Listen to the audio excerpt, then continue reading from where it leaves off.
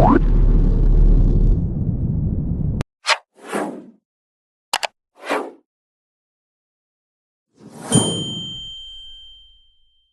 evening, here are tonight's top stories. Police are investigating a fatal accident on Kilturn Public Road. A young farmer was attacked by his father over a family rice plot dispute, and a taxi driver faces assault charges. APNU and AFC are discussing potential collaborations, while Suriname's Attorney General calls for an investigation into Guyanese national Shondell Curtis Phillips. Contraband was seized in a Mazaruni prison raid, and the search continues for 2 men missing after a Mazaruni River boat collision. A newborn son of a dengue victim has been discharged from Sudhi Public Hospital. GDF ranks caught transporting 154 pounds of marijuana have been remanded, and an autopsy revealed a pensioner died from blunt trauma and strangulation. A Chinese national is out on bail for gun and ammo possession, and Ricardo Singh has been sentenced to over 2 years for armed robbery. Stay tuned for the details of these stories. Please remember to like, share.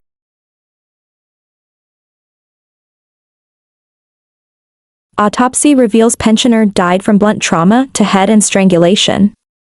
Michael Sumer, also known as a Mikey, a 73-year-old pensioner from Lot 366, Hope Estate, East Coast Demerara, was found to have died from blunt trauma to the head and strangulation, according to an autopsy conducted by state pathologist Dr. Nihal Singh. The results were shared by one of Sumer's grandsons on Monday, July 22, 2024. Sumer was murdered between 22:45 on July 18 and 7:45 on July 19 at his residence. Police investigations revealed that Sumer lived in the lower flat of a 2-story wooden and concrete house. His body was discovered face down in the hall area with a chair resting on his back. Upon removal of the chair, it was found that a sheet was tied with 2 knots around his head on a pillow, and his hands were bound behind his back with a rope. Further examination of Sumer's body revealed injuries to his forehead, right ankle, and left elbow. The house was thoroughly ransacked, with only a non-working 32-inch television reported missing.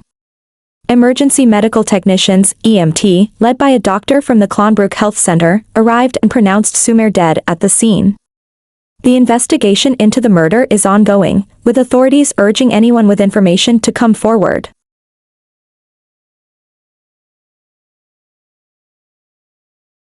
Police investigate fatal accident on Kilturn Public Road. Police are investigating a fatal accident that occurred at approximately 2:10 a.m. today, Monday, July 22, 2024, on the Kilturn Public Road, resulting in the death of 18-year-old medical technologist Bibi Alaya Ali. The incident involved a motor car, license plate PAF 6330, driven by Nirez Sukdeo, a 24-year-old medical technologist from Lancaster Village. His wife, Bibi Alaya Ali, who was also a medical technologist, was a passenger in the vehicle. Initial investigations suggest that the car was traveling north along the western drive lane of the road at a high speed when the driver lost control. The vehicle collided with a crane parked on the parapet and ended up in a canal on the eastern side of the road. The impact of the collision flung Bibi Alaya Ali from the vehicle into the canal. Both Sukdeo and his wife sustained injuries and were assisted by public-spirited citizens who transported them to Annamaya Memorial Hospital and Skeldon Public Hospital, respectively. Tragically, Bibi Alaya Ali was pronounced dead on arrival by the attending doctor, while Nirez Sukdeo was admitted to Annamaya Hospital with multiple injuries. Investigations into the accident are ongoing. Young farmer attacked by father over refusal to work on family rice plot. A young farmer from number 55 village, Quarantine, Region 6, is seeking medical attention after being attacked by his father with a cutlass for refusing to work on the family rice plot. The injured man, identified as 29-year-old Girish Bastio, sustained a head wound during the incident on Tuesday. Bastio recounted that his father demanded he spray the rice fields. Instead, Bastio went to visit another farmer with whom he worked. This angered his father, who tracked him down to the other farmer's home while armed with a cutlass. He started rubbing the cutlass on the road and said, "Come you mutta. Gon chop yo here today. If you can't do me wook, you can't do nobody else wook," and he rushed up to me with the cutlass, Bastio recalled. His father then inflicted a wound to his head before fleeing the scene in his car. The incident was reported to the number 51 police station, and Bastio sought medical attention at the Skeldon hospital. Bastio further explained that a day prior to the attack, his father had threatened him at his place of employment, demanding he leave his job to tend to the rice fields. "I can't leave my work to go and spray his rice," Bastio said, noting that his wife is 8 months pregnant and he needs to earn as much as possible to support her. The police are continuing their investigations into the incident. Newborn son of dengue fever victim discharged from Suddy Public Hospital. In a bittersweet turn of events, the newborn son of 19-year-old Lanita Jacobs, who tragically passed away from dengue fever shortly after giving birth, has been discharged from Suddy Public Hospital free of infection. Born prematurely at 35 weeks and weighing just 20-50 grams, Liam Jacobs faced an uphill battle from the moment he entered the world. His birth via C-section was followed by a critical 23-day stay in the hospital's neonatal intensive care unit, NICU, where he contended with several severe complications, including a positive dengue test and other health issues. Despite these significant challenges, Liam's condition gradually improved thanks to the dedicated and skilled efforts of the NICU team at Suddy Public Hospital. The medical professionals worked tirelessly to stabilize and nurture the fragile infant through his early days. "The care and commitment of the NICU staff were crucial in Liam's recovery," said a hospital spokesperson. On Saturday, after nearly a month in intensive care, Liam was finally deemed healthy enough to leave the hospital. He was placed in the arms of his father, Kevin Brummel, marking the end of a difficult chapter and the beginning of a hopeful future. Liam's recovery, set against the backdrop of his mother's tragic death, highlights the exceptional care provided by the medical professionals at Suddy Public Hospital. The success of his treatment underscores the commitment and skill of the NICU staff in providing life-saving care under the most challenging circumstances. Liam's story is a testament to the incredible work done by our NICU team. Their dedication to saving lives, even in the most difficult situations, is truly commendable, the hospital's chief medical officer commented. As Liam leaves the hospital, the community and medical staff continue to mourn the loss of Lanita Jacobs while celebrating the resilient spirit of her newborn son. The medical team at Suddy Public Hospital remains committed to providing exceptional care to all their patients, ensuring that even the most vulnerable have a fighting chance at life. APNU in talks with AFC on possible collaborations. A Partnership for National Unity, APNU, which previously shared a coalition with the Alliance for Change, AFC, has begun talks aimed at potentially rekindling their alliance. This development was revealed by APNU Chairman Vincent Henry in a recent interview with the Guyana Times. Henry, who is also a Member of Parliament (MP) and leads the Guyana Action Party (GAP), stated that APNU's charter is inclusive, collaborating with various political parties, community groups, churches, and individuals who share their objectives. "We are open to any political party that believes in coalition politics. From what I have noticed, there are several parties with that belief right now. We have begun to work with them," Henry explained. Among these parties is the AFC, with whom APNU has started discussions. "We've had discussions with them, and we will continue to have discussions with them and others, not just the AFC," Henry added. The AFC had announced its split from the coalition in July 2022 after 7 years of partnership. Former AFC leader Kemraj Ramjatan had declared the party was unafraid of the consequences and was unwilling to relinquish any of its parliamentary seats. While the AFC initially decided to stay in the coalition until the Cummingsburg Accord expired in December 2022, no definitive future plans were shared until this announcement. The AFC joined APNU to contest the 2015 general and regional elections, which the coalition subsequently won. They signed the Cummingsburg Accord, detailing parliamentary seats and ministerial portfolios. However, APNU, led by former President David Granger, was accused of violating the accord. In December 2019, a revised Cummingsburg Accord was signed, but the details were not publicly disclosed. The AFC faced criticism for its passive role in the coalition, particularly regarding decisions like the closure of sugar estates, which resulted in job losses for thousands of sugar workers. Former AFC parliamentarian Sharandas Prasad cited this submissive relationship as a reason for supporting the no-confidence motion that toppled the APNU/AFC government in 2018. The AFC now has new leadership under Attorney-at-Law Nigel Hughes, who has faced criticism for his association with oil giant ExxonMobil, a major client of his law firm Hughes, Fields and Stobbe. Search continues for 2 missing men following a Mazaruni River boat collision. The search is ongoing for Troy Anthony Joseph, 35, and Cranston Davidson, 43, both from Agatash Village, Bartica, Region 7 Eukuyuni Mazaruni, who have been missing since a tragic boat collision on July 5 in the Mazaruni River. The incident also resulted in the death of Oswald Hudson Jr., 29, from First Avenue Bartica. On the night of July 5, at approximately 23:50, a boat captained by Oswald Hudson Sr., 60, carrying 6 passengers, collided head-on with another boat operated by Shaves Thomas, 29, from Edabali Landing. The collision threw all occupants into the water. Despite rescue efforts, only 6 people were pulled from the river, with Hudson Jr.'s body recovered later. Joseph and Davidson, who were in Hudson Sr.'s boat, remain missing. The families of the missing men have been tirelessly searching the river and its banks, expressing frustration with the perceived lack of support from authorities. Initially, the police reported only Hudson Jr.'s death, overlooking the missing persons. Family members of Davidson and Joseph have since confirmed their presence on the boat.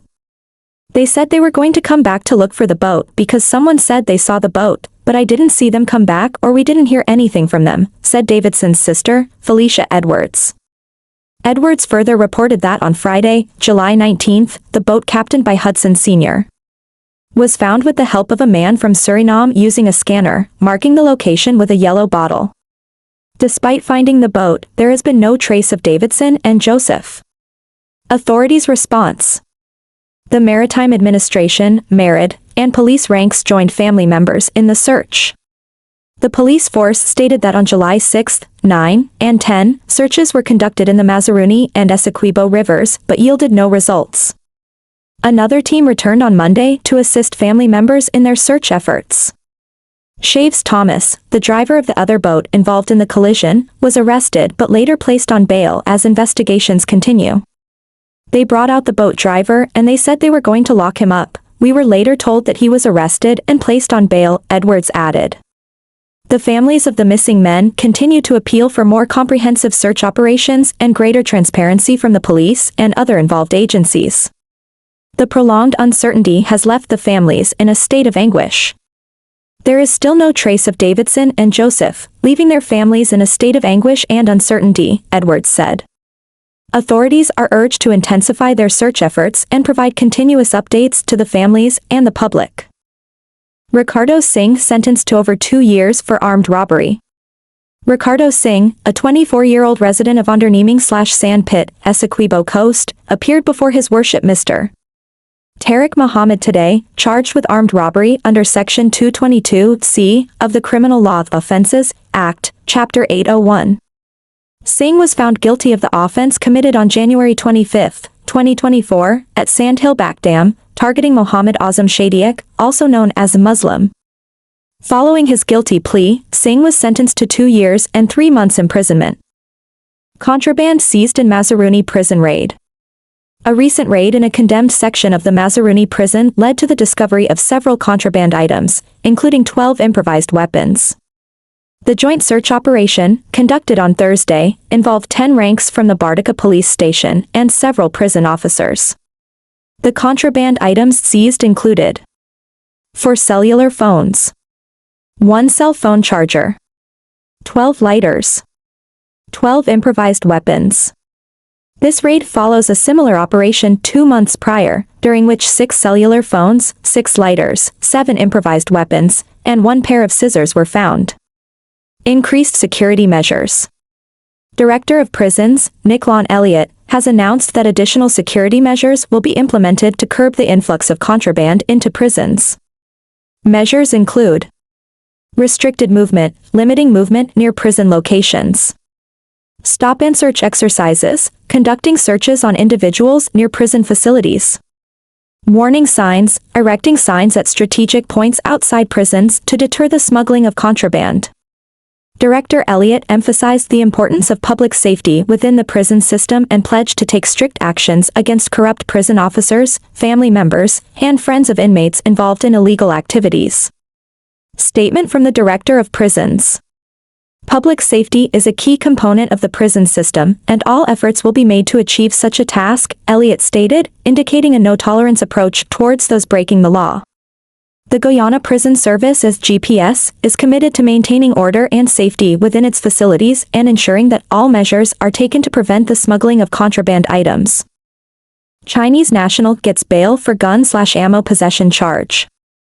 Ng Xian Su, a 30-year-old Chinese national residing at the Princess Ramada Hotel, Providence, East Bank Demerara, was granted bail in the sum of $400,000 during her second court appearance today. Employed as a travel agent with Munshure's limited travel service, Xian Su faced charges of possessing a firearm without a license, 9mm Glock pistol, and possessing ammunition without a license, 14 rounds of 9mm ammunition. Represented by attorneys at law Bernard De Silva, Ganesh Hira, and Naresh Punai, Xian Su had previously been remanded on July 12, 2024, when she first appeared in court. Her next court dates are scheduled for August 9th and 11th. Additionally, the court has mandated that Xian Su report to CID headquarters once every month. The case continues to unfold as Xian Su prepares for her upcoming court appearances. Taxi driver charged with assault and other offenses. Jitendra Baljota, a 35-year-old taxi driver from Underneming/Sandpit, has been charged with multiple offenses following an incident involving two police officers on June 26, 2024. The charges include assault of a peace officer, resisting a peace officer, disorderly behavior, threatening language. The charges were filed under Sections 28B, 136A, and 141A of the Summary Jurisdiction Offenses Act, Chapter 802.